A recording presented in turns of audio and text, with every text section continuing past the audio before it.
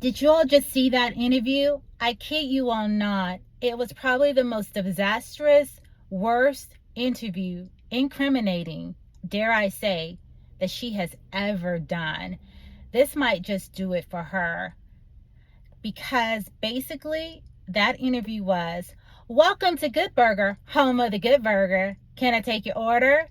From Miss Ronald McDonald, who served us nothing but word salad. Take a look. Correspondent and managing editor of politics for The Griot. Eugene Daniels is co-author of the Politico Playbook and is Politico's White House correspondent. Where do they find these journalists? I'm just saying, because the guy in the middle looked like he just showed up from cosplay with the platforms and the afro. Tanya Mosley is the co-host of NPR and WHYY's Fresh Air. Hello, everyone, and welcome. We're going to get right to it. Without further ado, Vice President Kamala Harris. Okay, that was the most pitiful, welcoming applause ever. You could literally count the claps. It was like the slow clap. But it never sped up. How embarrassing.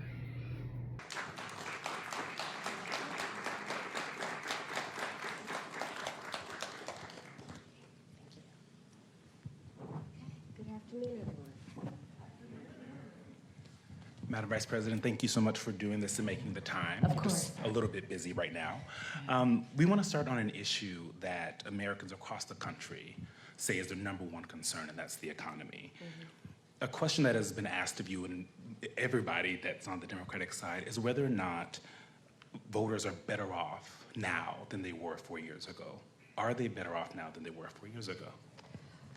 So when we came into, well, first of all, let me just say, it is good to be with the National Association of Black Journalists, and I thank you for the work you do and that your members do every day. It is very important that we ensure that this organization and your members always have the resources and the platforms to deliver the voices that must be heard. So I thank you for hosting me today. 4 years ago, when we came in during the worst unemployment since the Great Depression. We came in during the worst public health epidemic in centuries. We came in after the worst attack on our democracy since the Civil War. And a lot of it due in large part to the mismanagement by the former president as it relates to COVID and obviously January 6th. And we had then a lot of work to do to clean up a mess. As of today, we have created over 16 million new jobs, over 800,000 new manufacturing jobs. We have the lowest Black unemployment rate in generations. We have invested in small businesses, and they're to the benefit of many people, but including Black small businesses, some of the highest rate of creation of new Black small businesses in years.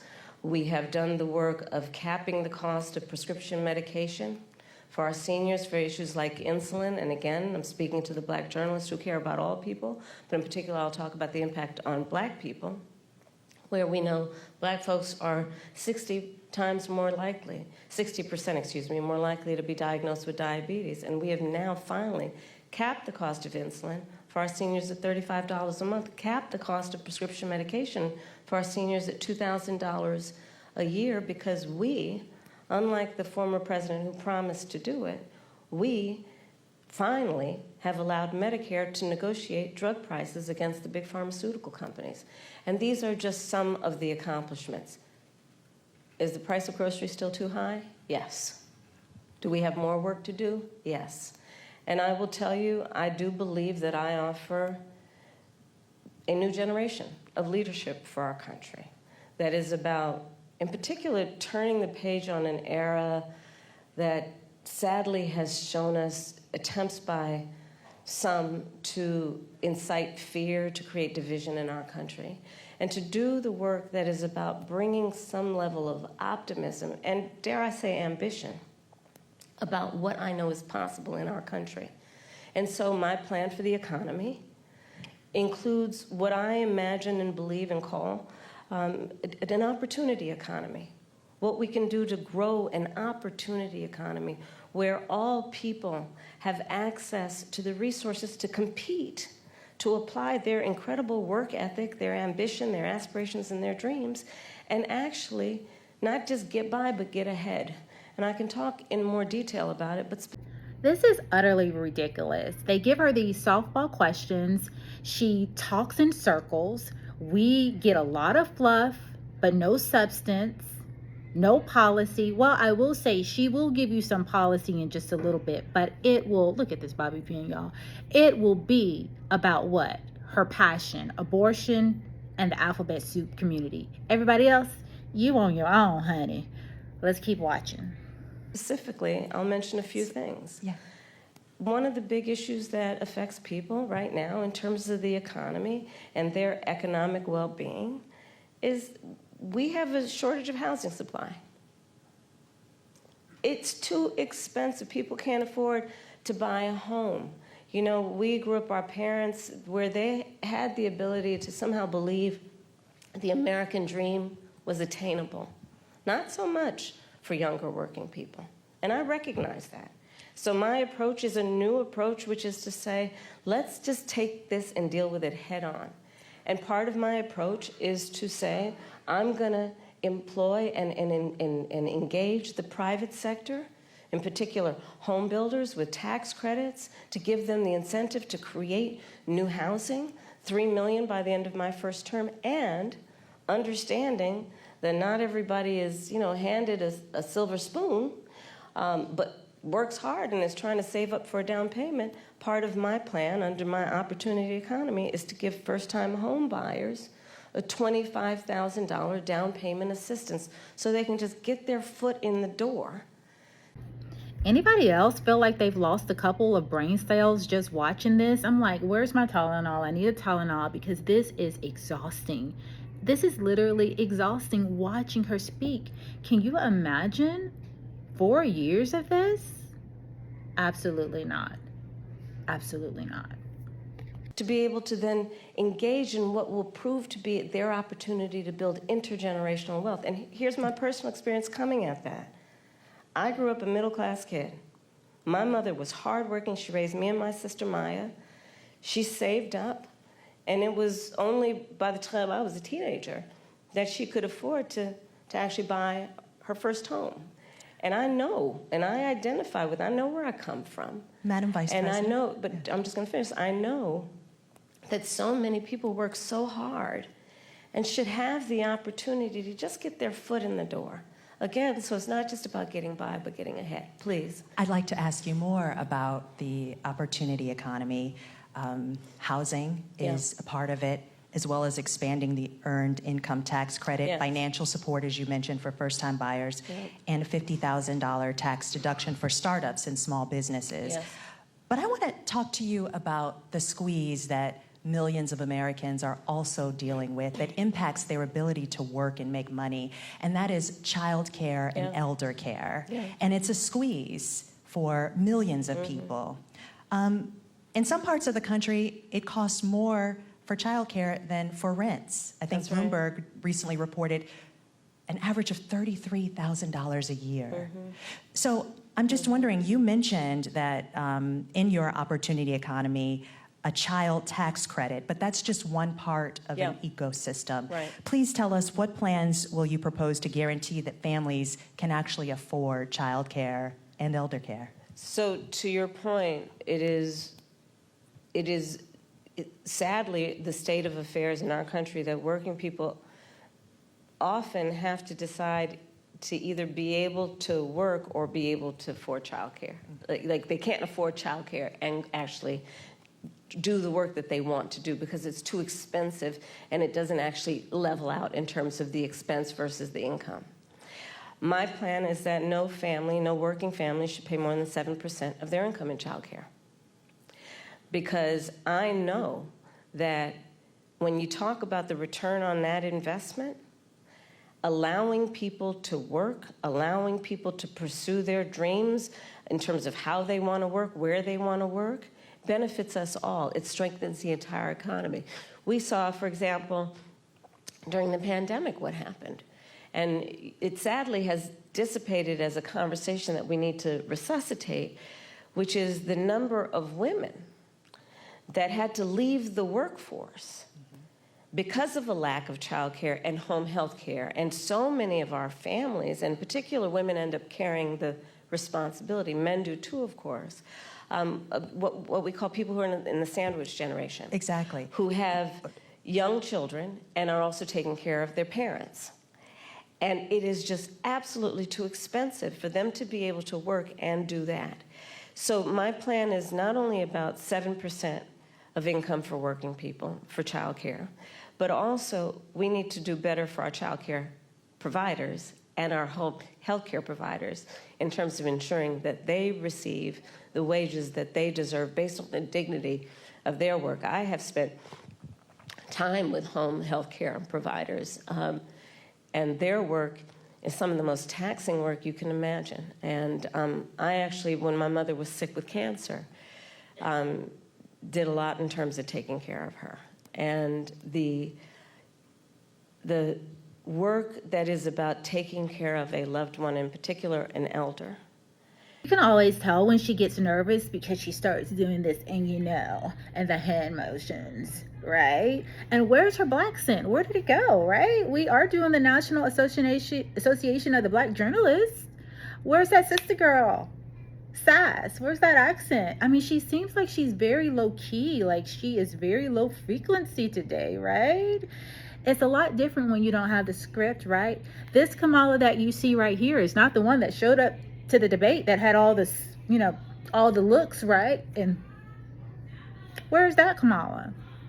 Is extraordinarily heavy in terms of the emotional toll, the time it takes, and we do it because that is what we do, but not everyone has the ability to take time from work to do it, and they need help, and we need to make sure we have home health care workers that can help them. But I want to also get back to the earlier point that you made about extending the child tax credit.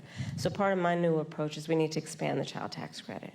And so part of my plan that is under an opportunity economy is to extend and expand the child tax credit to $6,000 so that young families in particular, for the first year of their child's life, which is an extraordinarily important time in their development, have the resources to be able to buy a crib, buy a car seat, buy children's clothing, and not have to worry about whether they're going to be able to meet their other needs. And I don't need to remind anybody here, especially these esteemed journalists, but when we expanded the child tax credit a couple years ago, we reduced Black child poverty by half. And so again, if you talk about the benefit, and if you think about the benefit to the economy overall, it strengthens our economy to do things like pay attention to affordable child care, affordable home health care, and extending the child tax credit. Madam Vice President, Black men, as you know, are a closely watched voting bloc. You've hosted Black men at your residence. Yep. You have engaged Black men and centered them in your economic opportunity tour. Mm-hmm. But polling shows that some Black men, particularly young Black men, are considering voting for Donald Trump, and they see him as better for the economy. What is your message to young Black male voters who feel left out of this economy, and how can your economic policies materially change their lives? So I appreciate the spirit of the question, but I'll tell you, I've often been asked this question in a way that I've had to respond by first saying that I think it's very important to not operate from the assumption that Black men are in anybody's pocket. Black men are like any other voting group. You got to earn their vote. So I'm working to earn the vote.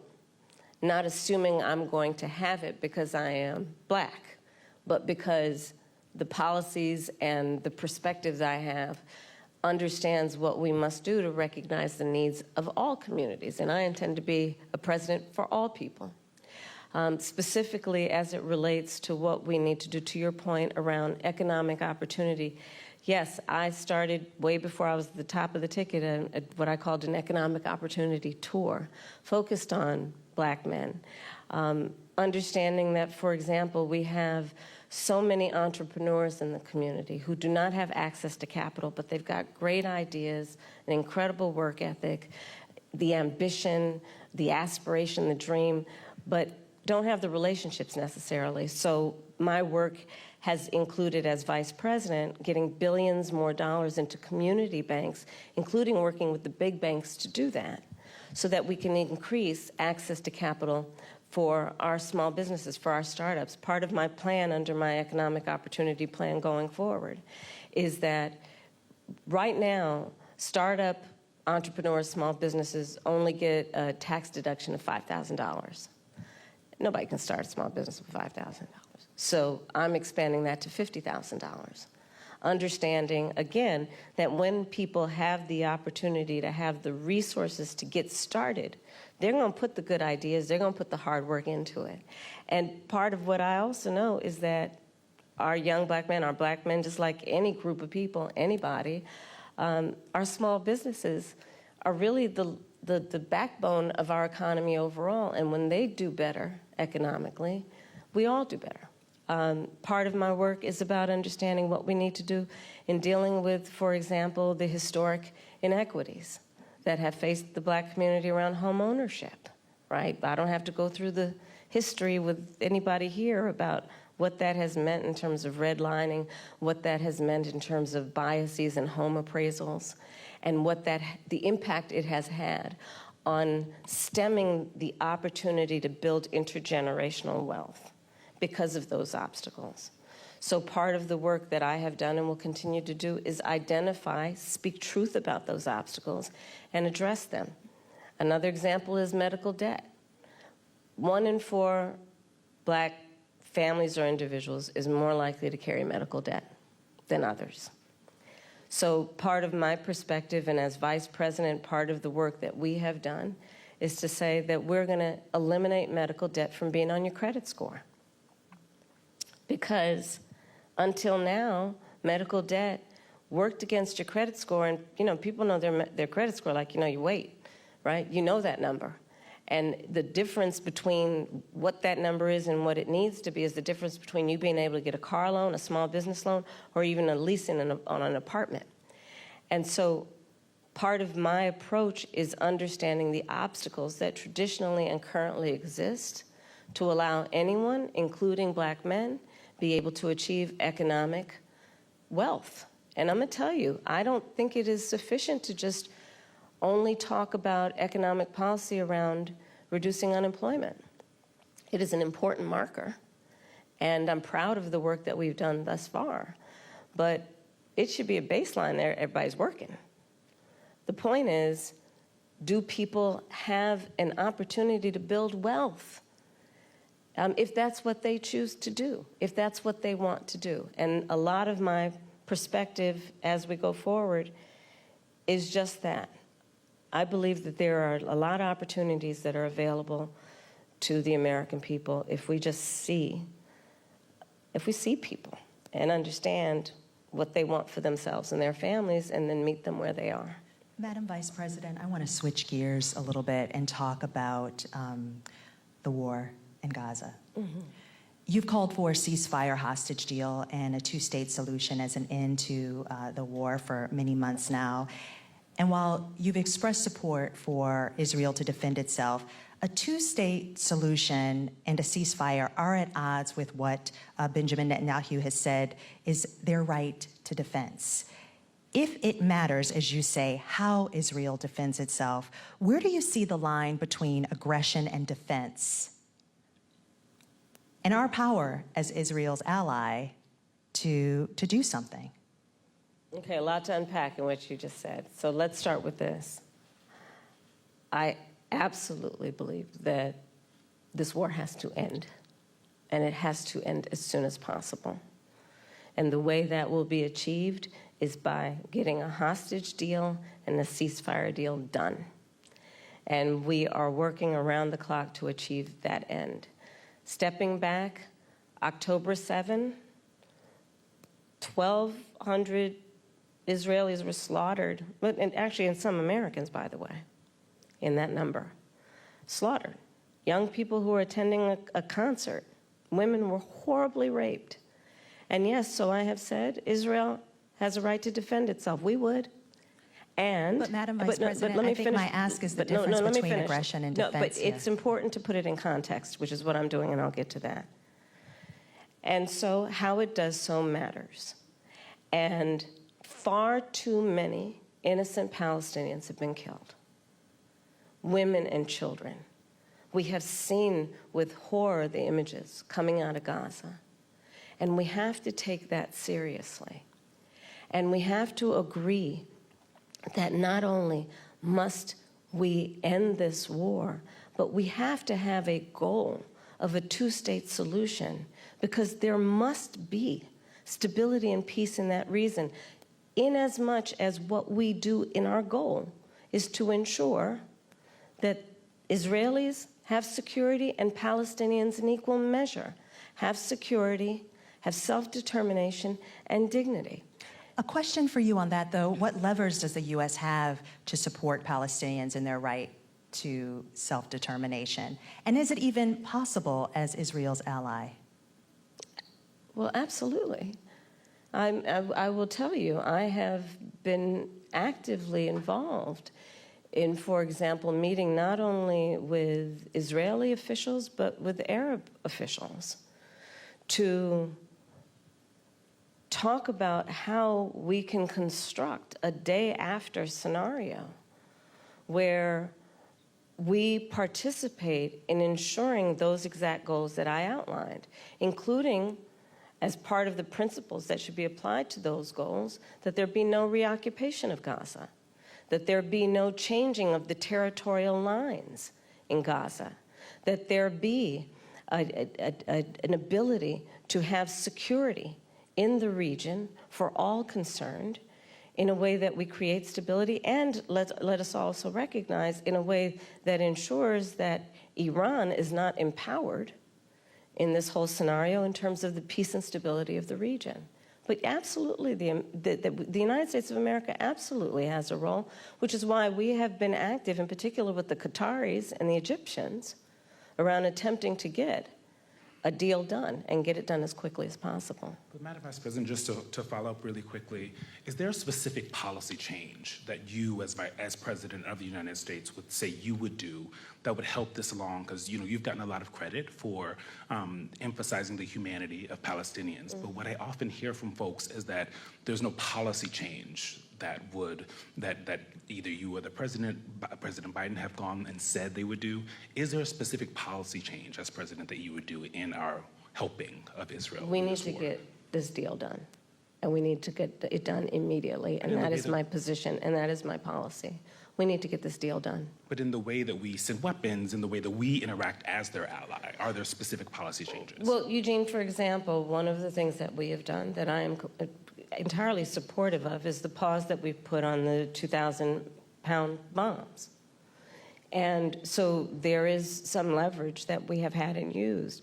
But ultimately, the thing that is going to unlock everything else in that region is getting this deal done. And I'm not going to disclose private conversations, but I will tell you I've had direct conversations with the Prime Minister, with the President of Israel, with Egyptian leaders, and with our allies. And I think we've made ourselves very clear this deal needs to get done in the best interest of everyone in the region, including getting those hostages out who, we saw the latest example of what happened with the 6 most recently, one of whom was an American citizen. But what do you say to those that say that's not enough, that stopping the 2,000-pound bombs the one time wasn't enough, that this administration, your possible administration, has to do more? Well, we are doing the work of putting the pressure on all parties involved to get the deal done. But let me be very clear also. I support Israel's ability to defend itself. And I support the need for Palestinians to have dignity, self-determination, and security as we move forward and get a two-state deal done. But right now, the thing we need to get done is this hostage deal and this ceasefire deal. We need a ceasefire. We need the hostage deal. I want to switch gears to racial justice, Madam Vice President. Last month, you eulogized Congresswoman Sheila Jackson Lee. Yeah. Jackson Lee's signature bill, one of a few, was H.R. 40, which would create a commission to study the history of U.S. slavery and study the issue of reparations. She introduced H.R. 40 every session of Congress, taking up the mantle from Congressman John Conyers. This is a bill that you have co-sponsored as a U.S. Senator. Yet, this has, despite the fact that this has been, similar commissions have been created on the state level and on the local level, is yet to pass in Congress, let alone come out of committee. Congresswoman Jackson Lee, Congresswoman Barbara Lee, and other advocates have called for President Biden to take executive action to create this commission. Would you, as president, take executive action to create this commission, or do you believe that it should happen in Congress?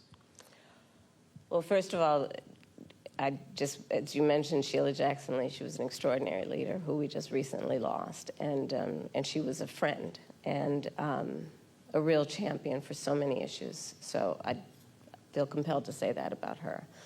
On the issue of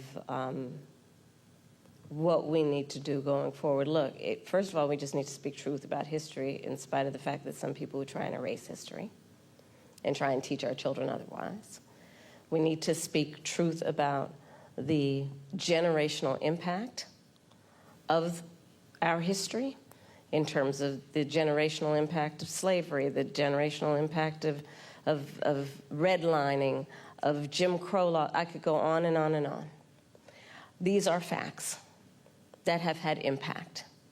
And we need to speak truth about it. And we need to speak truth about it in a way that is about deriving solutions.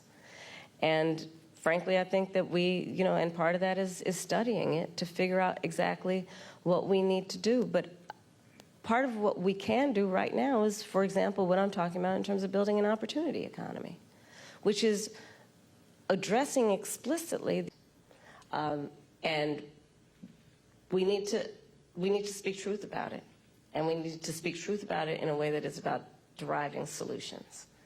And frankly, I think that we, and part of that is studying it to figure out exactly what we need to do. But part of what we can do right now is, for example, what I'm talking about in terms of building an opportunity economy, which is addressing explicitly the obstacles that historically and currently exist and dealing with them: student loan debt, medical debt, bias in home appraisals, what we need to do in terms of dealing with an issue that I have championed for years, black maternal mortality, which is the fact that black women are 3 to 4 times more likely to die in connection with childbirth than other women. And we know that the reasons for that include disparities that pre-exist her pregnancy, including disparities that exist in the system during her pregnancy. So all of those things must be addressed. But do you have a position on whether that should happen, this commission should happen through executive order or via Congress? I think Congress ultimately will have the ability to do this work. I'm not discounting the importance of any executive action, but ultimately Congress. Because if you're going to talk about it in any substantial way, there will be hearings, there will be a level of public education and dialogue that, and I think that was part of the spirit behind the congressional action thus far, to ensure that everyone can participate in this conversation in a way that elevates knowledge about history and the reference points that have that are the impetus of this conversation. Especially, again, when people are trying to deny history. When people are, so-called leaders are saying that enslaved people benefited from slavery. I mean, let's talk about the delta here in terms of the work that needs to be done. It's profound. Madam Vice President, I want to move to Springfield, Ohio, and what's happening there. We've seen school closures, parents worried about their kids leaving the home because of racist conspiracy theories that I won't repeat here, but they have been repeated by leaders on the Republican side, President Trump, former President Trump, and Vice Presidential nominee J.D. Vance. From your perspective, is this just a case of irredeemable racism that can't be mitigated by any rational action, or is this a situation in which a federal response could help this community heal? There's a question of resources and... Well, no, I'll let you finish and then I'll speak. No comments. It's a crying shame. I mean, my heart breaks for this community. You know, there were children, elementary school children, who it was school photo day. You remember what that's like? Going to school on picture day? Who were dressed up in their best, got all ready, knew what they were going to wear the night before, and had to be evacuated. Children.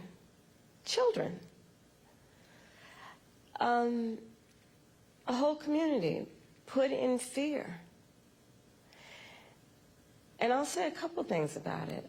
One, you know, I learned a long time ago in my career, having a background as a prosecutor, when you have these positions, when you have that kind of microphone in front of you, you really ought to understand at a very deep level how much your words have meaning. I learned at a very young stage of my career that the meaning of my words could impact whether somebody was free or in prison. As Attorney General, I was of California, fifth largest economy in the world. I was acutely aware that my words could move markets. When you are bestowed with a microphone that is that big, there is a profound responsibility that comes with that. That is an extension of what should not be lost in this moment, this concept of the public trust. To then understand what the public trust means. It means that you have been invested with trust to be responsible in the way you use your words, much less how you conduct yourself. And especially when you have been and then seek to be again President of the United States of America. And so I go back to, it's a crying shame, literally, what's happening to those families, those children in that community, not to mention what is happening in terms of, look, you say you care about law enforcement resources. Now, keep in mind, this was the woman that is responsible for importing and uploading the 100,000 Haitian immigrants that you are seeing in communities all across America. This is the woman who wants to defund the police, yet she takes no accountability. When I say it was lie after lie, but there will be no fact-checking in this interview.